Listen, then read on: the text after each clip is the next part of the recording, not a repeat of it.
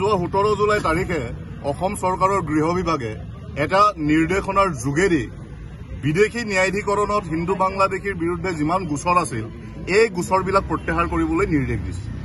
আৰু এই কথাটো আমি মানি নলো টোটাল বিদেশীৰ বিৰুদ্ধে কেছ আছিল ৬৯,৫০০ এতিয়া যেতিয়া এই নিৰ্দেশনাৰ যোগেদি ন্যায়াধিকৰণৰ পৰা কেছবিলাক পৰিহাৰ কৰা হ'ব তেতিয়াহ'লে ৬৯,৫০০ মানুহে অট'মেটিকেলি অসমৰ নাগৰিকত্ব পাব এনআৰচি দিলে এনআৰচিত বিদেশী ওলাল ১৯ লাখ হিমন্ত বিশ্ব শৰ্মাই ঘোষণা কৰিলে যে ১৯ লাখৰ ভিতৰত ৫ লাখ বিদেশী এতিয়া এই নিৰ্দেশনাটোৰ যোগেদি ৫ লাখ বিদেশীয়ে অট'মেটিকেলি নাগৰিকত্ব পাব বিজেপি নেতা এজনে কোৱাৰ মতেই বাংলাদেশত অলৰেডি ১ কোটি মানুহ ৰৈ আছে অসমত নাগৰিকত্ব লাভৰ কাৰণে যদি আৰু ১ কোটি মানুহে নাগৰিকত্ব পায় তেতিয়াহ'লে আপোনালোকে জানিব যে অসমৰ যিটো ডেমোগ্ৰাফি অসমৰ যিটো মানুহৰ খিলঞ্জীয়া মানুহৰ যিটো দম দাদাগিৰি আৰু প্ৰভুত্ব বা অধিকাৰ সেইখিনি কিন্তু কমি যাব এহাতেদি হিমন্ত বিশ্ব শৰ্মাই মিয়া মুছলমান লোকসকলক উচ্ছেদ কৰিছে এহাতেদি হিমন্ত বিশ্ব শৰ্মাই প্ৰতিষ্ঠা কৰিব বিচাৰিছে যে তেওঁ বিদেশীৰ বিৰুদ্ধে যুদ্ধ কৰিছে আৰু সেই আবেগৰ গইনালৈ আজি হিন্দু বাংলাদেশীক তেওঁলোকে অসমত প্ৰতিষ্ঠা কৰিব বিচাৰিছে অসমৰ নাগৰিকত্ব দিব বিচাৰিছে এই কথাটো আমি কৃষক মুক্তি সংগ্ৰাম সমিতি আমি ছাত্ৰ মুক্তি সংগ্ৰাম সমিতি আমি জাতীয় যুৱ বাহিনী কেতিয়াও মানি নলওঁ এইটো নহ'ব হিমন্ত বিশ্ব শৰ্মাই মাফিয়াৰ দৰে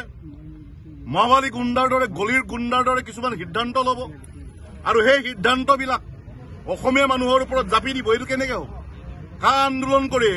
আমাৰ ৫জন ল'ৰা শ্বহীদ হ'ল সেই শ্বহীদৰ কেঁচা তেজৰ মূল্য কোনে দিব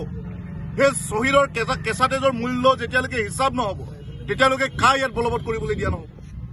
তেওঁ মাফিয়াৰ দৰে হিটলাৰৰ দৰে কাম কৰিব এইটো কথা কোনো নামানে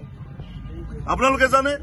যে তেওঁ শিৱসাগৰখনত সাম্প্ৰদায়িক সংঘৰ্ষ লগাবলৈ বিচাৰিছে কিন্তু কালিৰ নাগৰিক সভাই এয়া বাতিল কৰি দিলে তেওঁ এহাতেদি অসমত সাম্প্ৰদায়িক সংঘৰ্ষৰ এটা পৰীক্ষাগাৰ নিৰ্মাণ কৰিব খুজিছে আৰু তাৰ গইনালৈ তাৰ আঁৰলৈ হিন্দু বাংলাদেশীক অসমত প্ৰতিষ্ঠা কৰিব বিচাৰিছে এই কথাটো আমি কেতিয়াও মানি নলওঁ বিদেশীয়ে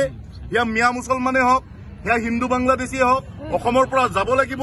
অসমত সংস্থাপন কৰিবলৈ দিয়া নহ'ব অসমে ১৯৭১ চনলৈকে বিদেশী ল'লে আৰু বিদেশী অসমে নলয় আৰু বিদেশীয়ে অসমে কোনো পধ্যে সহ্য কৰিব নোৱাৰে অলৰেডি আমাৰ খিলঞ্জীয়া থলগিৰি মানুহৰ সংখ্যা কমি আহিছে আপোনালোকে জানেই আমাৰ ভাষালৈ সংকট নামি আহিছে আমাৰ গোটেই ব্যৱস্থাটোলৈ সংকট নামি আহিছে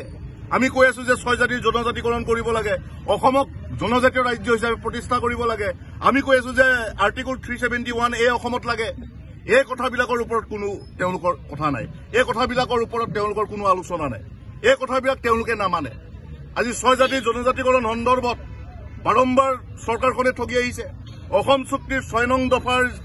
যিটো ৰিপৰ্ট এই ৰিপৰ্ট তেওঁলোকে আজিলৈকে কেন্দ্ৰীয় চৰকাৰক ছাবমিট নকৰিলে আৰু তাৰ এই কথাবিলাকতো আছেই আৰু এই কথাবিলাক সমাধান নকৰি তেওঁলোকে কৰিছে কি তেওঁলোকে হিন্দু বাংলাদেশী অসমত সংস্থাপন কৰিব বিচাৰিছে ইয়াত নাগৰিকত্ব দিব বিচাৰিছে আৰু এই কথাটো আমি আমাৰ কৃষক মুক্তিৰ পৰিয়ালে কেতিয়াও মানি নলওঁ